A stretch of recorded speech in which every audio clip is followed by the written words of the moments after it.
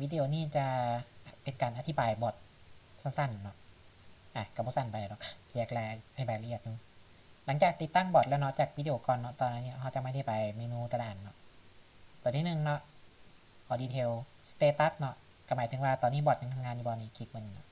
working แปลว่ายังทำงานอยู่ pause แปลว่ามันอยู่ทำงานเนาะ strategy แปลว่าตัวที่มันใช้ในการออกไม่เนาะอันนี้จะเป็น 2MA เนาะใช้10 filter day 1บวกกับ CAZ filter เนาะ balance เนาะก็เป็น balance เนาะ equity กับ equity เนาะ equity ของพอร์ตกับ balance ของพอร์ตเนี่ยอันนี้ close หมายถึงจำนวนที่ปิดไปแล้วเนาะอาจจะเป็น TP ฟังเงินหรือว่าฟังหลอดเนาะ total profit เนาะอันนี้คือสถานะของไม่บายเนาะอันนี้สถานะของไม่เซลเนาะสิ margin level เนาะอันนี้กริด TP หมายถึงว่ารวมๆแล้วถ้าไปประมาณ 1,500 จุดของ TP รวมกันเนาะมันจะปิดเนาะอันนี้เทรด stop new เนาะตอนนี้บอทันมีธนาคารเมื่อนี้เป็นวันอาทิตย์เนาะแต่ถ้ามีข้าวที่เป็นกล้องแดงใน forex factory เนาะมันจะหยุดเนาะอันนี้จะเป็นเมนูรวมๆวันนี้ตัวนี้กับ close order เนาะอันนี้ close เฉพาะ profit close sell close buy ไปเนาะอันนี้ history เนาะอันนี้คล้ายๆกัน2ตัวนี้ตัวเบิ้งลุมซ้ายนี่กับขวาทางนี้อันนี้ all time คือหมายถึงว่าตั้งแต่เปิดบอทมาเนาะมีผลกำไรหรือลดหรือเสียไปเท่าไหร่เนาะอันนี้ประจำเดือนอันนี้ประจำอาทิตย์เนาะอันนี้ประจำวันเนาะจะเป็นผลนี้เนาะอันนี้ก็จะเป็น close buy close sell กันเนาะคล้ายๆกันอันเดียวกันเลยอันนี้คล้ายๆกันไปเลยส่วนตัวนี้ buy กับ sell เนี่ยจะเป็นการออกออเดอร์ด้วยตัวเขาเองเนาะแต่เป็นให้บอทออกให้เนาะพอเวลาถ้าเขาออกด้วยมือเนาะเวลาบอทมันปิดมันจะปิดเฉพาะของมันเนาะถ้าแต่เขามาออกด้วยตัวนี้เนาะมันจะปิดพร้อมกันเนาะหรือเปล่าวะเดี๋ยวต้องถ้าลองถ้าเบิ่งก่อนเนาะเดี๋ยววันนี้เป็นเมนูภายในเนาะนี่จะเป็น CDC ตัวที่ทรงราคาเนาะขยายก่อนเดี๋ยวจะมีอยู่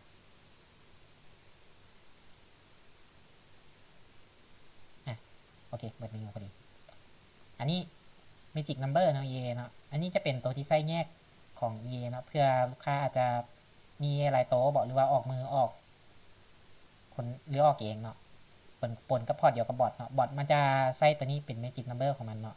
อันนี้เปลี่ยนได้เนาะ10ตั้งเป็นอย่างกันแล้วแต่เนาะนี่เนาะนี่ก็ได้เนาะ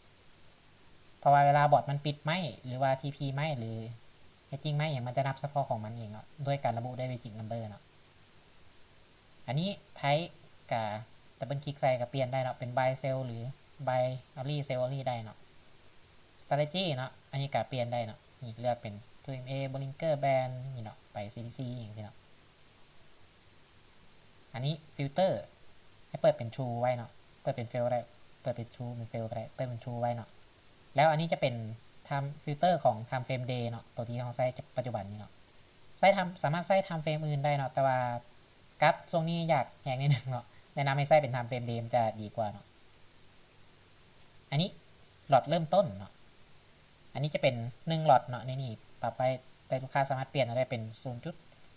0.05 ก็ได้หรือ 0.05 ประมาณนี้หรือแล้วแต่ตามลูกค้าสะดวกเนาะตัวนี้ส่วนนี้จะเป็นกริดลอสไซส์เนาะหมายถึงถ้าเขาออกไม่บายในระยะนี้เนาะแล้วกราฟแลนลงมาเนาะสักประมาณระยะหนึ่งเนาะมันจะออกไม่ตัวนี้บวกเข้าไปกับตัวนี้หมายถึงออเดอร์ต่อไปจะเป็น2หลอดแล้วถ้ามันยังแลนลงมาอีกมันก็จะบวกเข้าไปอีกกลายเป็นออกไม่3อยู่นี่เนาะเป็น3หลอดไม่ที่1หลอดไม่ที่2หลอดไม่ที่3หลอดขึ้นกับจำนวนเนาะคันสมมติไซส์นี่เป็น2หลอดเนาะไม่ที่1หลอดเนาะไม่ที่2ก็จะเป็น2หลอดเนาะมันหมายถึงการแอดหลอดเข้าไปเนาะไม่ที่3ก็จะเป็น5หลอดเนาะมันจะบวกเข้าไปเรื่อยๆเนาะนี่ปรับเป็น1ก็ได้อันนี้นี่กริดโปรฟิตเนี่ยอันเดียวกันอันนี้กริดลอตไซกับกริดโปรฟิตทำงานแบบเดียวกันแค่กริดโปรฟิตเนาะเวลาเขาออกบายสมมติเขาออกบายนี่เนาะแล้วกราฟมันแล่นขึ้นไปสักระยะหนึ่งมันก็จะออกไม่ตืมอีกเป็นตามจำนวนที่แอดเข้าไปคือเก่าเนาะคือแบบเมื่อกี้เลยคือฟังมันทำงานแบบเดียวกันเลยเนาะแค่แอดคนละฟังกันซื้อเนาะแบบนี้กริด TP เนาะ TP หมายถึง เราจะเลือกเนาะว่าให้มันจะให้ TP เท่าไหร่บางคนอาจจะตั้งไก่นิดนึงเนาะบางคนอาจจะ3,000จุดเนาะหรือ30เหรียญเนาะทองแลน30เหรียญ TP รวมๆประมาณนั้นเนาะหรือจะให้ในกลุ่มในไม้จำนวนทั้งหมดที่ออกกันได้ประมาณ 20,000เนาะ20,000เซนหรือ20,000เหรียญก็แล้วแต่พอลูกค้าเนาะอันนี้เราจะให้มันปิดเนาะสามารถตั้งเปลี่ยนแปลงได้เนาะในนี้เนาะก็เป็นจำนวน TP เนาะ TP จำนวน TP เพราะว่าบางเทื่อมันอาจจะไปบ่ฮอด 3,000 เนาะแต่ว่ามันได้ฮอด 20,000เซนแล้วมันก็จะตัดไปเนาะหรือบางเทื่อมันไปฮอด30,000จุด3,000จุดแล้วมันยังบ่ฮอด 20,000เซนมันก็จะตัดคือกันเนาะตัวนี้ก็จะเป็น TP เนาะตัวนี้วันนี้มาฟัง hedging นั่นก็คือ hedging เนาะ หรือว่าจะเป็น SL ก็ได้เนาะกำหนดให้ตามพอร์ตลูกค้าเลยเด้ออันนี้ลูกค้าจะใส่ 30% บอกตัวนี้เป็นพอร์ตเดโม100,000เซนเนาะอันนี้ 30% กับ 30,000เนาะหรือที่เป็น 100% ไปเลยก็ได้เนาะได้คือกันก็ใส่เข้าไปเนาะมันจะ hedging กันติดลบฮอดจำนวนตัวนี้เนาะมันจะเฮดไปทันทีเนาะมันจะบ่ทันเคลียร์เลยเนาะตัวนี้ฟิลเตอร์นิวเนาะ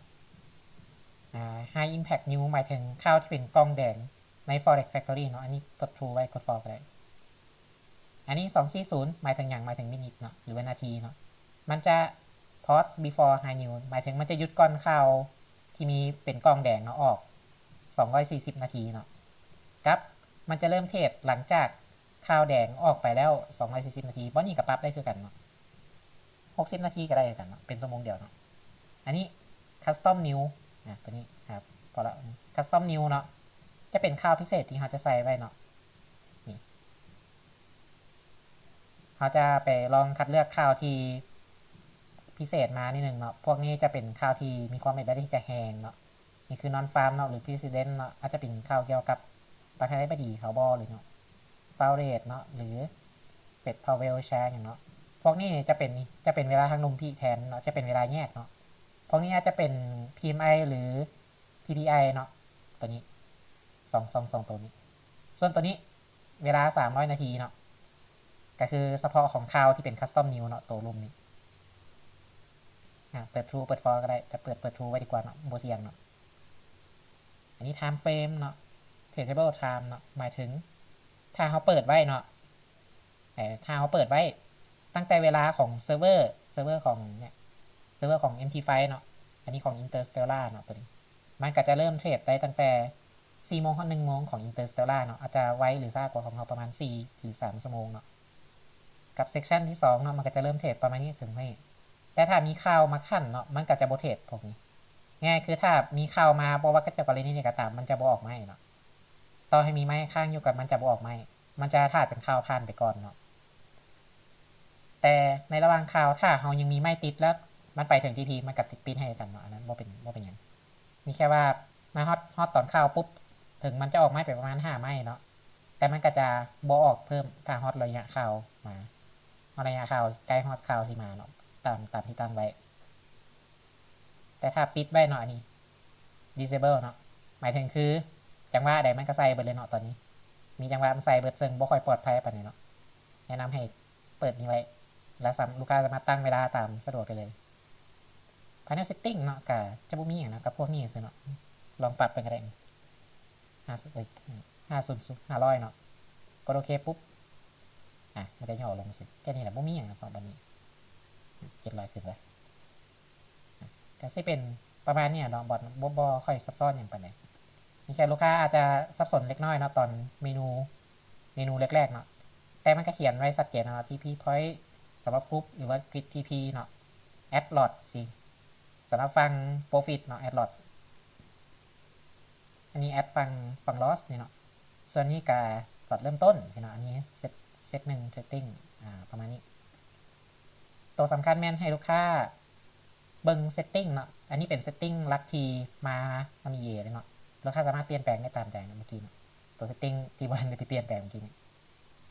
ให้ลูกค้าเบิ่งตัวนี้เนาะ Allow Equal Trade แล้วก็เดี๋ยวเอาเบิ่งพวกกันอนุญาตให้บอทเทรดเนี่ยเนาะนี่พวกนี้เพราะว่าถ้าลูกค้าคลิกบ่ครบเนาะนี่พร้อมลูกค้าคลิกบ่ครบเนาะต้องให้มากดอยู่นี่ก็ตามบางโตมันจะบ่เทรดเนาะมันจะบ่เทรด ถ้าลูกค้าคลิกไว้ครบแล้วตั้งแต่เมื่อกี้แล้วกดนี่ให้เป็น status working เนาะลูกค้าก็สามารถไปได้เลยเนาะไปมันทำงานเป็นเลยแค่อย่าปิดคอมหรือว่ารันคอมในเซิร์ฟเวอร์ก็จบกันเนาะเดี๋ยว